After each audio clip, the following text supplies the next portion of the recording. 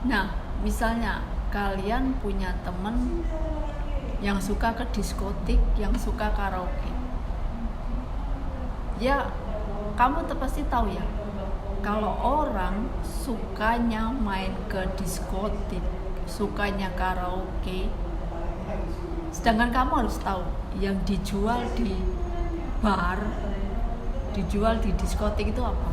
Sebenarnya minuman keras dan juga rokok, ya kan? Kalau ya yang lebih banyak juga narkoba pasti ada ya. Kalau untuk joget-jogetnya itu kan formalitas gitu ya. Diskotik kan emang tempat joget, musik. Nah selain musik, selain joget-joget kan yang dijual minuman keras, yang dijual rokok, itu juga. Nah kalian tentunya udah tahu ya, kalau saya berteman dengan orang yang ahli diskotik, berteman 1 bulan, 2 bulan, 6 bulan, 1 tahun. Nanti setelah 1 tahun pasti kamu akan bisa merokok. Ya, pasti kamu juga akan kebiasaan minum. Pasti kamu akan pandai joget. Nah, karena dunia diskotik itu seperti itu. Itu dan tergantung diri kamu sendiri. Dan nggak ada orang yang bisa menstop kamu kecuali diri kamu, diri saya sendiri. Gitu kan? Apalagi kalau kita udah jatuh terjerumus di dunia seperti itu, punya masalah sedikit minum, punya masalah sedikit joget-joget, merokok, yang hobi pacaran misalnya, temannya punya cowok, karena kamu tiap minggu, tiap libur sama dia, pasti kamu nanti juga dikenalin cowok, gitu kan ya. Dan tapi semua itu berbalik ke diri pribadi masing-masing.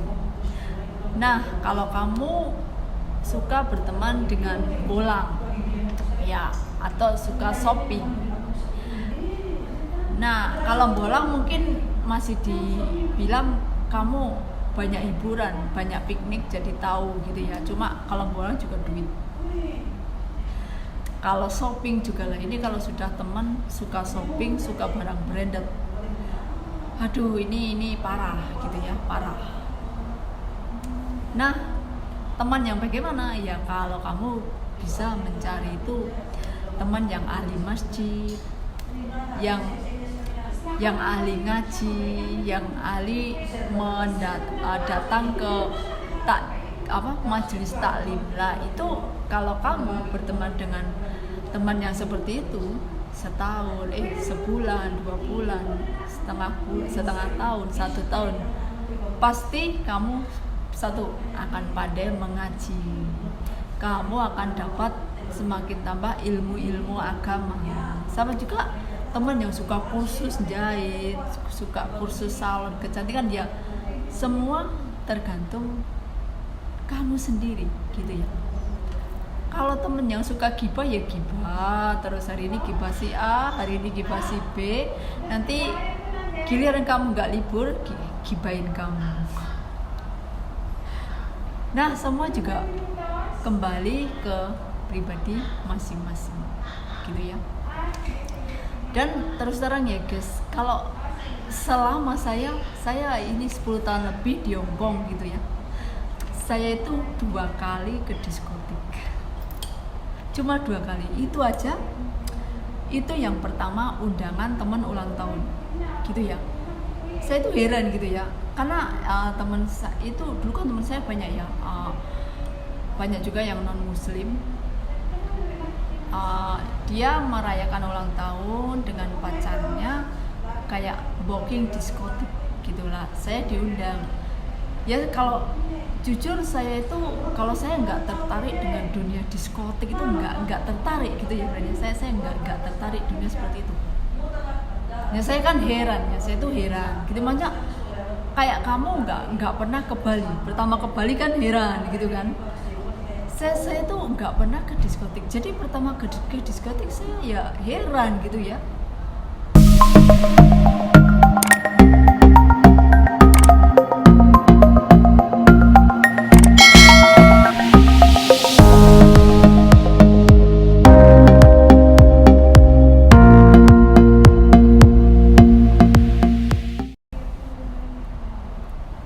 Oke guys, kalau saya selama di Hong Kong ini emang dua kali ya, dua kali saya itu ke diskotik gitu ya.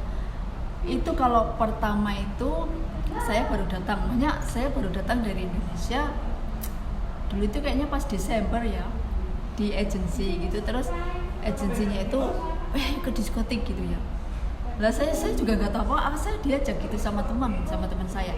Nah kebetulan waktu itu tuh ada ini ya kalian tahu ya, saya juga heran sih, diskotik kan adanya orang joget-joget, orang minum-minum keras gitu ya, ada juga banyak itu ya di Wanca ya. Ini kan udah lama banget, belum corona dulu, itulah banyak juga wanita-wanita penghibur itu berjejer-jejer itu di Wanca itu. Nah terus agensi saya itu ngajak ke diskotik ya, cuma duduk. Kalau yang suka mabuk ya minumnya pesennya ya minuman keras ya, karena kalau saya ya paling orange juice ya, yang jus buah gitulah. Nah saya kan dari pesawat gitu kan baru datang itu tuh Desember, kayaknya mau pergantian tahun apa saya udah gak lupa.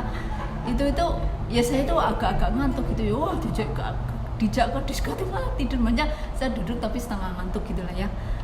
Nah pada saat itu tuh ada pertengkaran gitu, kayaknya tuh sampai paspor itu dibuang gitu, nggak tahu ya, mungkin ya biasa lah. Nah, kalau di diskotik itu pasti kan joget-joget, kalau enggak nanti ada gelut pertengkaran gitu ya. Setelah ada pertengkaran terus akhirnya kan kita pulang, makanya nggak mau ikut gitu ya, nggak mau ikut gitu kan. Sebenarnya juga dulu itu saya sama teman saya dulu ingat aja, saya teman saya itu juga, wah kamu diajak ke diskotik malah tidur. Kalau teman saya ada joget gitu, saya kan nggak bisa joget gitu ya, nggak bisa ya, emang dunia saya nggak suka dunia seperti itu gitu. Nah waktu itu ada orang bertengkar, ada berkelahian gitu, akhirnya saya dan agensinya dan teman saya pulang gitu ya. Di diskotik kayak gitu ya, pasti kalau masuk diskotik itu gelap ya kan, emang gelap, orang joget-joget gitu ya. Nah emang juga kalau teman saya yang suka yang merayakan ulang tahun, dia kan punya cowok di Hong Kong gitu, terus ya dia teman saya tuh suka mabuk gitu ya, suka ya ngerokok juga ya, mabuk ya, pacaran gitu ya, karena dulu kita satu PT waktu ulang tahun dulu itu masih HP itu belum ada WA ya, kayaknya masih SMS gitu ya. Dia ulang tahun, dia SMS saya masih itu boomingnya Facebook, dia SMS saya, terus saya hadir. Saya juga heran, ternyata teman saya itu punya VIP, maksudnya kartu VIP untuk masuk ke diskotik. Jadi dia di tiap masuk itu nggak usah bayar karena udah dipakai VIP itu pakai VIP. Jadi udah dibayar sebulan segini gitu. Dan kalau teman saya masuk tinggal masuk aja, tinggal makan. Itu kan udah dibayar di kartunya itu, sebulan berapa saya nggak tahu gitu. Terus dia bilang, kalau kamu mau makan aja, nggak usah bayar, ini saya sudah punya kartu VIP gitu ya. Apa kamu punya VIP aja? Saya kan heran ya.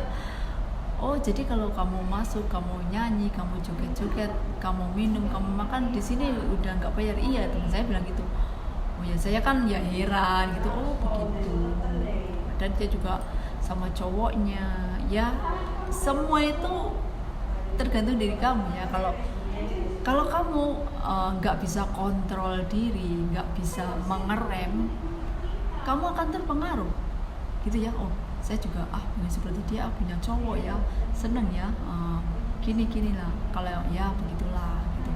Nah makanya dimanapun berada harus bisa menjaga diri, harus memilih teman, jauhi teman-teman yang toksik, yang beracun, berpengaruh buruk. Halo Ben, assalamualaikum warahmatullahi wabarakatuh. Nah, bicara tentang toxic teman, toxic friend, atau apa ya, teman yang mempunyai pengaruh buruk gitu ya.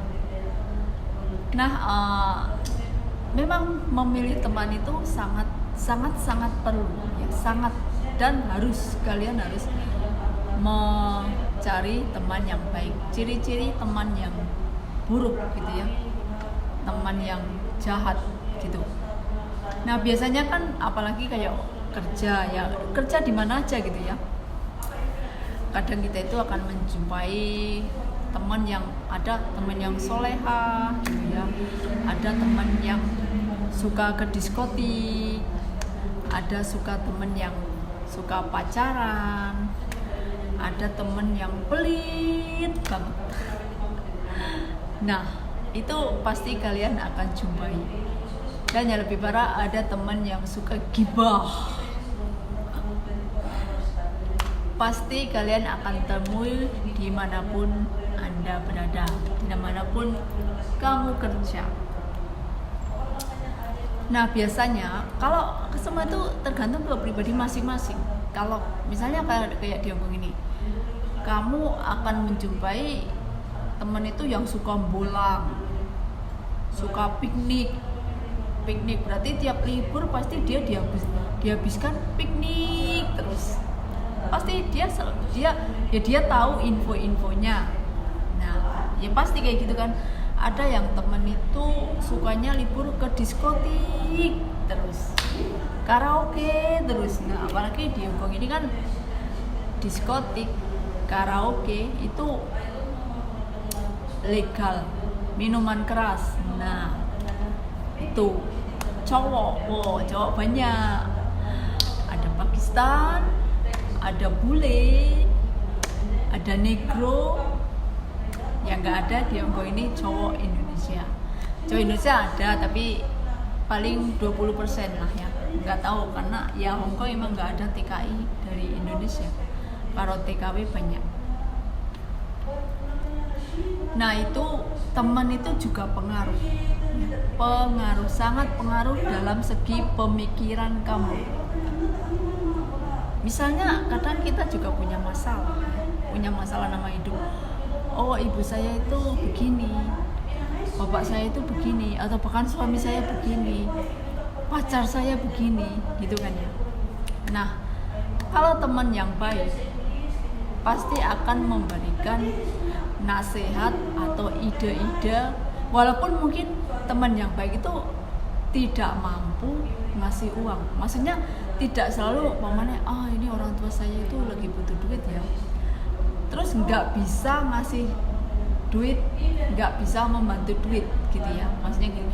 Tapi dia bisa membantu dengan doa. Nah, ini kalau teman yang baik. Maksudnya kadang ada teman gitu bukan malah hutang bang gitu kan, atau pokoknya hutang direnta deh. Nah, kalau ini teman yang buruk ya.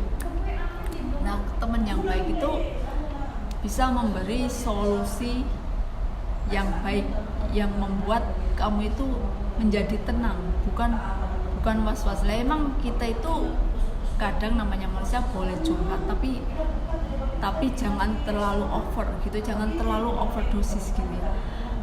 Karena kalau kita tahu lah ya, orang itu, kita juga jangan sesama teman itu terlalu terbuka banget tentang masalah kamu. Kamu harus punya segi privacy.